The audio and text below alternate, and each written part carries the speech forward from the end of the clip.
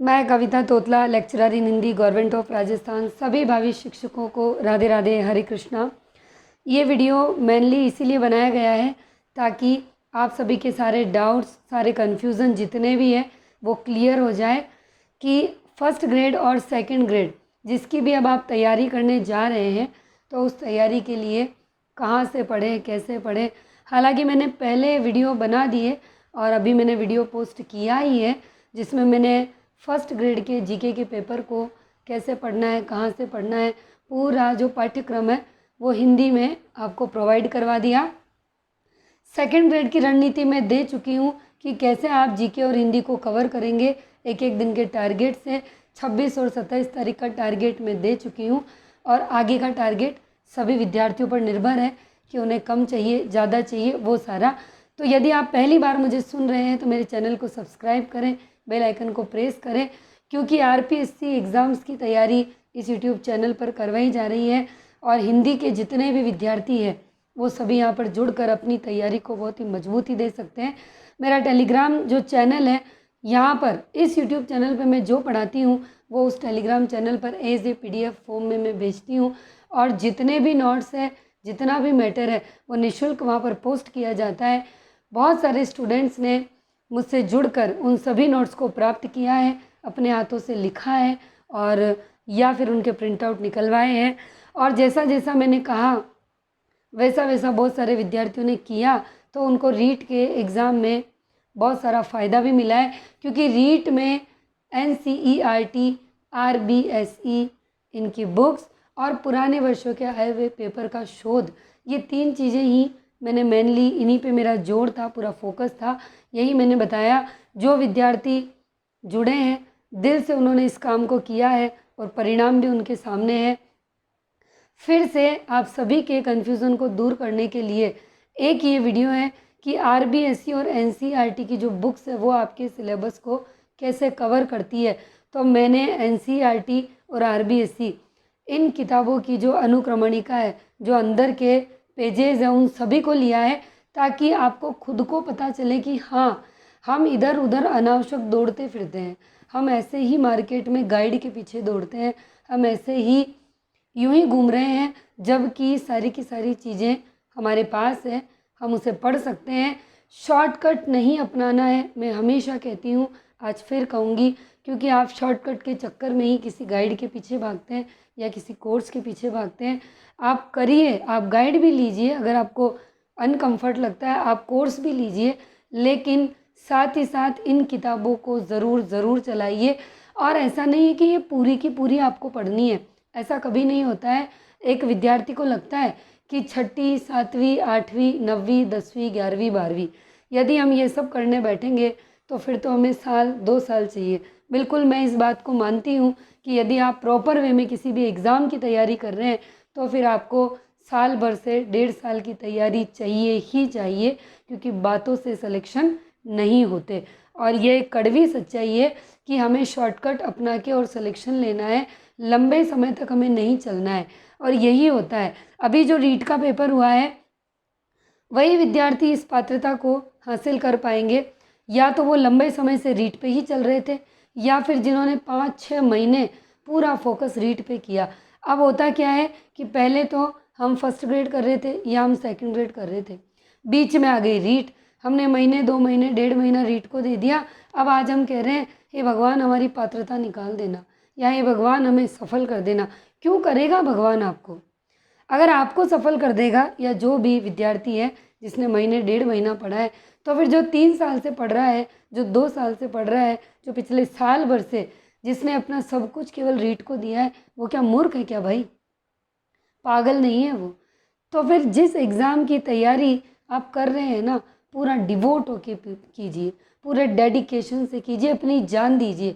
और हमेशा कहती हूँ, हमेशा, और आज फिर कहूँगी, क्योंकि इतना कहने के बाद भी आपका मन इतना चंचल है कि वो एक जगह नहीं रुक रहा। आप एक एग्ज़ाम पर फोकस कीजिए, एक एग्ज़ाम को अपना लक्ष्य बनाइए, एक एग्ज़ाम को अपना पूरा समय दान कीजिए। उसके बाद अगर आपको रिज़ल्ट ना मिले ना, तो फिर आप आके कहना कि मैम आपकी सारी बातें गलत हैं। आप एक पे फोकस करेंगे, एक को अपना लक्ष्य मानेंगे और एक पे ही ध्यान केंद्रित करेंगे, ध्यान नहीं भटकाएंगे, तो आपको आपकी मंजिल ज़रूर मिलेगी। ये मैं दावे के साथ कह सकती हूँ, क्योंकि ये मेरा खुद का अनुभव रहा है। इसी वजह से यहाँ जितना बोलती हूँ ना, अनुभव बोलता है, खाली हवाओं में तीर नहीं बोलते हैं। खुद आरपीसी सेलेक्ट करके आई हूँ, मैंने खुद ने आप ही की तरह कभी ये कर लिया, कभी वो कर लिया। पहले सेकंड ग्रेड आई तो उसकी कर ली, फिर थर्ड आई तो उसकी कर ली, फिर फर्स्ट आई तो उसकी कर ली। ये सारी चीज़ें मैं भी करती ही थी आप ही की तरह, पर मुझे भी कहीं ना कहीं लगा कि जो चल रहा है वो गलत चल रहा है, और यदि मैं ऐसा ही करती रही तो फिर मैं ऐसा करती ही रहूँगी और ओवर एज हो जाऊँगी, कुछ भी नहीं मिलेगा। सिर्फ कट्टे भर भर की किताबें मेरे घर में इकट्ठी हो जाएगी और दुनिया भर के ताने लोगों के मुझे सुनने को मिलेंगे जब मैं घर से बाहर निकलूँगी। तो बहुत ज़रूरी है सबसे पहले आपका खुद में व्यवस्थित रहना, खुद के माइंड में व्यवस्थित रहना, पहली चीज़ ये। और इन किताबों की विषय सूची बताने से पहले दूसरी चीज़ ये है कि अनुशासित रहना। आप कितने घंटे पढ़ रहे हैं, कितनी किताबें पढ़ रहे हैं, इन सब के साथ साथ आप खुद कितने अनुशासित हैं, इस बात का आपके जीवन में बहुत फ़र्क पड़ता है, आपकी सफलता पे बहुत फ़र्क पड़ता है। क्योंकि यदि आप सुबह 4 बजे उठना चाहते हैं तो उसके लिए आपको 10 बजे सोना ही होगा। एक विद्यार्थी जीवन में 6 घंटे की नींद बहुत ही ज़रूरी है। यदि आप 6 घंटे की पर्याप्त नींद ले लेते हैं तो अगला आपका दिन बिल्कुल ख़राब नहीं जाएगा। और आपके मोबाइल में जितना भी एप्लीकेशंस है, इंस्टाग्राम, एफबी या व्हाट्सअप, इन सबको डिलीट कर दीजिए। फ़ायदा इसी में है। फर्स्ट ग्रेड का एग्ज़ाम 2 महीने बाद है, सेकंड ग्रेड 4 महीने बाद है। आप ये सब 2 महीने 4 महीने बाद चलाएंगे, आपको कोई रोकने वाला नहीं है, कोई टोकने वाला नहीं है। हाँ, अभी भी कोई रोकने वाला नहीं है, आपका खुद का मोबाइल है, आपका जब मन करे जब करो। पर अभी आप खुद हैं आपको रोकने वाले, आपकी खुद की समझदारी है। यदि आप ऐसा करेंगे तो कहीं ना कहीं इसके सकारात्मक परिणाम आपको देखने को मिलेंगे, और यदि आप ऐसा नहीं करेंगे तो अगली वैकेंसी फिर आपका इंतज़ार करती हुई आपको मिल जाएगी। तो आप इन सब चीज़ों को डिलीट करिए। अब आप ये कहेंगे कि मैडम व्हाट्सअप डिलीट कर देंगे तो फिर हम अपडेट कैसे रहेंगे, तो एक बहुत ही शानदार तरीका है, टेलीग्राम रखिए। टेलीग्राम एक ऐसी चीज़ है, आज जितना मैं नोटिस करती हूँ तो वहाँ पर बहुत सारे अच्छे अच्छे टीचर्स भी हैं, अच्छे अच्छे ग्रुप्स भी हैं, जिससे आप लगातार हर दिन हर मिनट अपडेट रहेंगे, हर दिन नहीं, हर सेकंड अपडेट रहेंगे। वो ज्वाइन कर लीजिए। जब आपको ज़रूरत हो तब देखो ना, पूरे दिन भर क्या देखना, पूरे दिन भर क्या चलाना। मोबाइल को आपकी ज़रूरत के अकॉर्डिंग इस्तेमाल करो। यहाँ तो मोबाइल आपको उसकी ज़रूरत के अकॉर्डिंग इस्तेमाल कर रहा है, इसीलिए आपका पूरा ध्यान पूरा दिन इसी में रहता है। मोबाइल में घुसिए, जितनी ज़रूरत है उतना लीजिए, बाकी उसको रख दीजिए। बाकी वो आपको हमेशा यही कहेगा कि आ और मुझे देख, है ना। मोबाइल कभी ये नहीं कहेगा आ और मुझे देख, आप ही कहेंगे कि ले आ मैं तुझे देखूं। तो आप अनुशासित अपना जीवन बनाएं, एक दिनचर्या बनाएं, समय का प्रबंधन करें, बहुत ज़्यादा ज़रूरी है। समय बिल्कुल भी नहीं है, ना तो फर्स्ट ग्रेड वालों के लिए ना सेकंड ग्रेड वालों के लिए, क्योंकि महीना 1.5 महीना आप रीट को दे चुके हैं। आपका माइंड ऑलरेडी बहुत ज़्यादा अव्यवस्थित हो चुका है। अभी तो रीट से निकलने में 5 से 7 दिन लगेंगे। पहले आप चाहे फर्स्ट ग्रेड की कर रहे थे या सेकंड ग्रेड की, और पहले बहुत ज़बरदस्त तैयारी कर रहे थे आप, पर इस महीने भर ने आपका पूरा दिमाग उलट फुलट करके रख दिया, पूरा अव्यवस्थित करके रख दिया है। अब आपको ये भी समझ नहीं आ रहा होगा कि अब हम फिर से तैयारी फर्स्ट ग्रेड की करें तो कैसे करें, और सेकंड की करें तो कहाँ से करें, कैसे करें, जबकि आप यही तैयारी पहले कर रहे थे बहुत अच्छे तरीके से, पर बीच में आ गई रीट। यही होता है, एक व्यक्ति अपने लक्ष्य से इसी तरीके से भटकता है। मैंने पिछले वीडियो में कहा था कि रीट एग्ज़ाम कोई बड़ा टास्क नहीं है। यदि आप तैयारी इसकी नहीं कर रहे हैं तो फिर आपको नहीं जाना है। आप कहेंगे मैडम कैसी बात कर रहे हो कि हम जब तैयारी कर रहे हैं तो हम रीट क्यों ना दें, हम पात्रता क्यों ना लें। तो भाई आपने दे भी दिया, और अब आप पात्रता लेंगे नहीं लेंगे ये तो आपका मन जान रहा है, कितना क्या करेंगे, पर आप अपने लक्ष्य से पूरी तरह से भटक गए। यदि आप सेकंड ग्रेड और फर्स्ट ग्रेड के जीके का पेपर भी करते रहते तो आपको रीट में अभी जितना परिणाम आपके सामने है ना उतना ही रहता। आपका मन जान रहा है कि मेरी बातें सही है कहीं ना कहीं। अब हो सकता है आप इसे एक्सेप्ट करें या ना करें, वो आपके ऊपर है। और आप उसी फर्स्ट ग्रेड और सेकंड ग्रेड पे चलते रहते, उसी से आप रीट दे देते, आपका कहीं फ्लो नहीं बिगड़ता और आप आगे अपनी गति को बहुत अच्छे से और गति दे सकते थे। पर स्वाभाविक है, मैं ये भी नहीं कहूँगी कि स्वाभाविक नहीं है, स्वाभाविक है, बिल्कुल हर विद्यार्थी के मन में ये चीज़ रहती है। पर अब फिर से आपको लगना है, मैं फर्स्ट ग्रेड सेकंड ग्रेड के वीडियो अभी पोस्ट कर चुकी हूँ, ज़्यादा दिमाग ख़राब करने की ज़रूरत नहीं है। वो वीडियो जाइए देखिए, पेशेंसफुली देखिए। सबसे पहली बात है, एक तो पेशेंस नहीं है, कोई भी वीडियो है इसको स्किप कर करके मत देखिए। यदि आप जुड़े हैं किसी गुरु से तो सबसे पहले पूरी शिद्दत से जुड़िए, चाहे मैं हूँ, चाहे यूट्यूब पे कोई और हो, कहीं भी हो। क्योंकि आप अगर उससे जुड़ते हैं तो फिर आप उसे यदि पूरा फॉलो नहीं करते हैं तो फिर आप अपने लक्ष्य को प्राप्त नहीं कर सकते। पूरा सुनिए, पूरा समझिए तरीके से, है ना। आधे घंटे का वीडियो है, भले 1 घंटा लग जाए, लेकिन एक बारगी अगर पूरा सुन लेते हैं, समझ लेते हैं तो आपकी 80% जो प्रॉब्लम है वो सोल्व हो जाती है। आप एक वीडियो भी पूरा नहीं देखेंगे, उससे पहले कोई और वीडियो देख लेंगे, यानी और करते करते आप 50 वीडियो देख लेंगे कि मैं तैयारी कहाँ से करूँ, कैसे करूँ, लेकिन आप एक ही वीडियो को ढंग से नहीं देखेंगे। आपको आपके सवालों के जवाब मिल भी नहीं पाएंगे, आप भटकते ही रहेंगे, भ्रमित होते ही रहेंगे। तो ऐसा ना करें। अगर 4 बजे उठते हैं तो 10 बजे ज़रूर सोइए, समय का प्रबंधन कीजिए और जितना घंटा सब्जेक्ट पढ़ रहे हैं उतना ही घंटा फर्स्ट पेपर को दीजिए, तैयारी को मजबूती से कीजिए। आरबीएससी एनसीईआरटी ज़रूर पढ़िए, उतना ही पढ़ना है इन किताबों में से जितना आपका पाठ्यक्रम आपसे कहता है। पूरी पूरी किताबें नहीं पढ़नी है। किताबों का ढेर देख के डर लगता है, मन में बहुत सारी शंकाएं आती है कि मैं हम इतना कैसे पढ़ेंगे, इसमें तो बहुत समय चाहिए। पूरी नहीं पढ़नी है। एक किताब में एक टॉपिक भी मिलेगा, एक किताब में 10 टॉपिक भी मिलेंगे। आपको सिर्फ अपने पाठ्यक्रम से मतलब होना चाहिए। अब ये देखिए, मैंने आपकी सहूलियत के लिए कि आपको कहीं ज़्यादा दिक्कत ना हो, इसीलिए मैंने जो ये पाठ है जितने भी, इन सब की अनुक्रमणिकाओं के पेजेस लिए हैं। एनसीईआरटी जो बुक्स है वो, और आरबीएससी कक्षा 6 से लेके कक्षा 12 तक की किताबों को मैंने इसमें समाहित किया है। लेकिन फिर भी मैं ये कहूँगी कुछ किताबें छूट गई है। क्यों छूटी है? क्योंकि वो मेरे पास नहीं थी। जैसे कि कक्षा 9 और कक्षा 10 की लोकतांत्रिक राजनीति, वो नहीं है इसमें। उसके बाद कक्षा 9 और 10 में समकालीन भारत चलती है, वो 9 की तो है पर 10 की नहीं है। कक्षा 9 और 10 में एक बुक और चलती है, भारत विश्व और भारत का भूगोल। ये जो बुक्स मैं बोल रही हूँ इनके नाम आप लिख लीजिए, ज़्यादा फ़ायदे में रहेंगे आप। ये एनसीईआरटी की किताबें हैं जो अभी हमारी सरकारी जो विद्यालय उसमें चल रही है। तो भारत और विश्व का भूगोल, समकालीन भारत, लोकतांत्रिक राजनीति, कक्षा 9 और 10 में ये चल रही है अभी। तो ये किताबें एनसीईआरटी की है जो अभी हमारे राजकीय विद्यालयों में चल रही है। ठीक है, कोशिश यही है कि सारी अनुक्रमण का लिए, जो नहीं लिए वो मैंने आपको बता दी है। और 11वीं और 12वीं का जो हिस्ट्री सब्जेक्ट होता है वो किताबें भी नहीं है, क्योंकि मेरी स्कूल में भी वो सब्जेक्ट नहीं है, तो वो किताबें मैं ले नहीं पाई।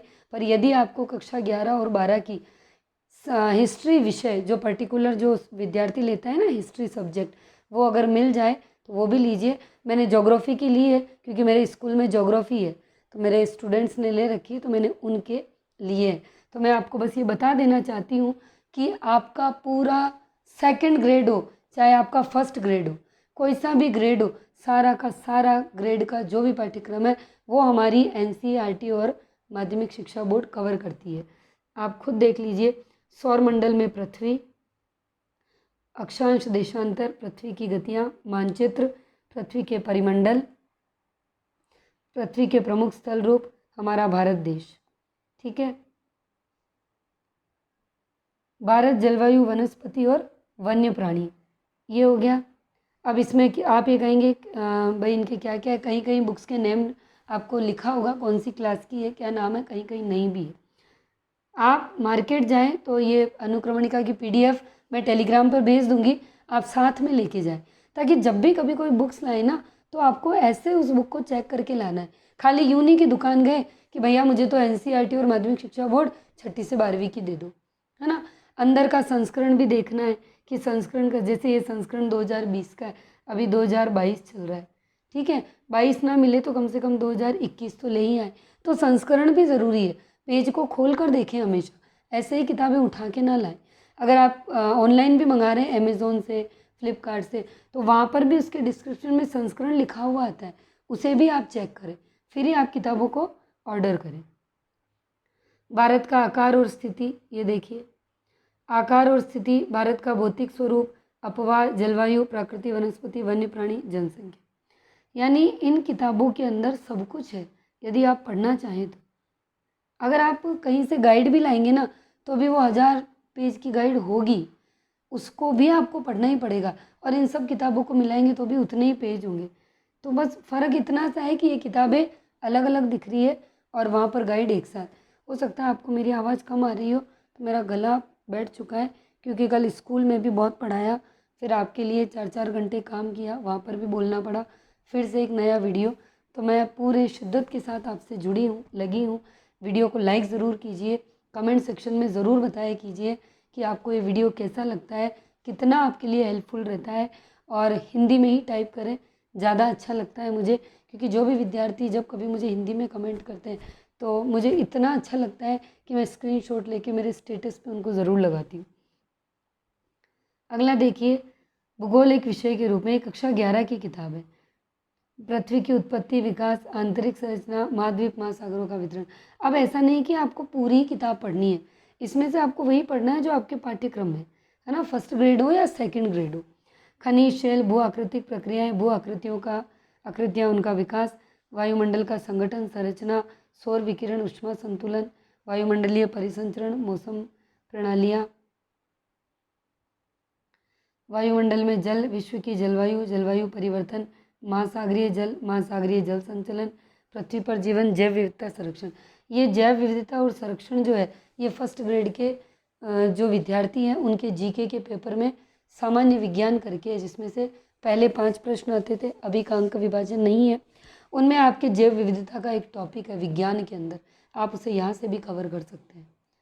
देखिए किताबें सब मिली जुली रहती। अब देखिए आपको लग रहा होगा कि मैडम क्या पता कहाँ से क्या कर रही है, मैंने इसी में जो ये अनुक्रमणिका तो ही है, पर आपको वो भी बताऊंगी कि ऑथेंटिक, कि हाँ मैंने ये एनसीईआरटी के पेज ही लिए हैं माध्यमिक शिक्षा बोर्ड की। देखिए, राजस्थान एक परिचय, राजस्थान का इतिहास, इतिहास को जानने के स्रोत, प्राचीन सभ्यता स्थल, आज़ादी से पूर्व सरकार का स्वरूप, भौतिक स्वरूप राजस्थान का, जल संसाधन संरक्षण, आजीविका के क्षेत्र जिसमें कृषि आ जाती है, राजस्थान में आधारभूत सेवाएं, लोक संस्कृति और कला। अब है कक्षा 7 की एनसीईआरटी, जिसमें हमारा राजस्थान है, वन्य जीव संरक्षण, खनिज एवं ऊर्जा संसाधन, कृषि एवं सिंचाई, राजस्थान में कृषि विपणन, राजस्थान में व्यापार, राजस्थान में प्रमुख शासक, आज़ादी का आंदोलन और राजस्थान, आज़ादी से पूर्व राजस्थान में सामाजिक शैक्षणिक सुधार, संविधान निर्माण में राजस्थान का योगदान और महात्मा गांधी। ये फर्स्ट ग्रेड के जीके के पेपर में महात्मा गांधी स्पेशली आपके लिए दिया गया है, ठीक है। आगे देखिए, ये वही किताबें हैं जो मैंने अभी जो पिछला वीडियो आपको भेजा है, जिसमें मैंने आपको पाठ्यक्रम के साथ साथ पिक्चर्स भी छोटी छोटी डाली थी, ये उन्हीं का बड़ा रूप है जो मैंने फर्स्ट ग्रेड के जीके के स्टूडेंट्स के लिए किया था। कक्षा 8 की एनसीईआरटी है, 18वीं सदी का राजस्थान, 1857 का स्वतंत्रता संग्राम राजस्थान, आधुनिक राजस्थान का निर्माण, जनसंख्या, उद्योग, परिवहन, पर्यटन। फर्स्ट ग्रेड हो सेकंड ग्रेड हो, मैं फिर कहूँगी दोनों के लिए किताबें बहुत उपयोगी है। फर्स्ट ग्रेड का एक एक टॉपिक उठा लो, सेकंड ग्रेड का एक एक टॉपिक उठा लो, सारा का सारा आपको इनमें मिल जाएगा। विकास योजनाएं, जागरण और सामाजिक सुधार हेतु राजकीय प्रयास, ग्रामीण शहरी प्रशासन, राजस्थान में कला संस्कृति। अब ये देखिए, आपको लगता होगा कि क्या पता है किताबें कौन सी है, तो मैंने प्रूफ, बहुत सारे विद्यार्थी होते हैं जिनको प्रूफ की आदत होती है ना, यूं अपने टीचर पे भरोसा नहीं होता है या किसी भी यूट्यूब चैनल पे भरोसा नहीं होता है। तो ये देखिए, ये एनसीईआरटी, यहाँ पर लिखा है हमारा राजस्थान, कक्षा 8, राजकीय विद्यालयों में निःशुल्क वितरण हेतु। अब ये कहाँ चल रही है, राजकीय विद्यालय में चल रही है कौन सी है, राजस्थान राज्य शैक्षिक अनुसंधान एवं प्रशिक्षण परिषद उदयपुर। यानी जिन विद्यार्थियों को ये कन्फ्यूज़न है कि माध्यमिक शिक्षा बोर्ड राजस्थान की किताबें तो विद्यालय में मिल जाएगी, लेकिन एनसीईआरटी कहाँ मिलेगी, तो अभी हमारे राजकीय विद्यालयों में कक्षा 6 से लेके कक्षा 12 तक एनसीईआरटी ही चल रही है। समझ में आ गई आपको मेरी बात? फिर दोहरा देती हूँ, अभी हमारे राजकीय विद्यालयों में कक्षा 6 से लेकर कक्षा 12 तक एनसीईआरटी यही किताबें चल रही हैं। यहाँ पर साफ लिखा हुआ है, देख लीजिए। जिसको बहुत ज़्यादा कन्फ्यूज़न था ना, मेरे को कमेंट्स मिले थे, इसीलिए मैंने ये पेज लिया है ताकि आपके सारे भ्रम दूर हो जाए। कक्षा 6 से 10 तक आपको मिल जाएगी। 11 और 12 में आपको सब्जेक्ट अकॉर्डिंग मिलेगी। अब किसी विद्यालय में ज्योग्राफी है, वहाँ से ज्योग्राफी की ले आइए। किसी विद्यालय में हिस्ट्री है, वहाँ से हिस्ट्री ले आइए। किसी विद्यालय में इकोनॉमिक्स है, वहाँ से इकोनॉमिक्स ले आइए।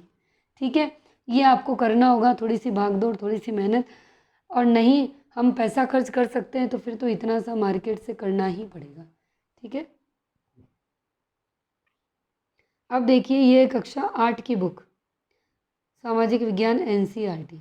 क्या क्या टॉपिक है आपको लग रहा होगा इसमें तो कुछ भी ऐसा नहीं है, लेकिन आप यदि इनके अंदर, अब अनुक्रमणिका को देख के तो हमें बहुत अजीब से टॉपिक लग रहे हैं, ठीक है ना, लेकिन जब आप इनको अंदर से देखेंगे, तो मैंने ये अंदर से देखा, तो फिर जो आप कहते हैं ना, जैसे कि प्रश्न कहाँ से पूछे जाते हैं, है ना, हमने तो पूरी क्रांति पढ़ी है, हमने तो सब कुछ पढ़ा है, पर इन्होंने प्रश्न पूछा कहाँ से है? तो फिर ये वही चीज़ें हैं। तो आप इनको एक बार अंदर से चेक ज़रूर करें। ठीक है, ये राष्ट्रीय आंदोलन का संगठन 1870 के दशक से 47 तक और स्वतंत्रता के बाद।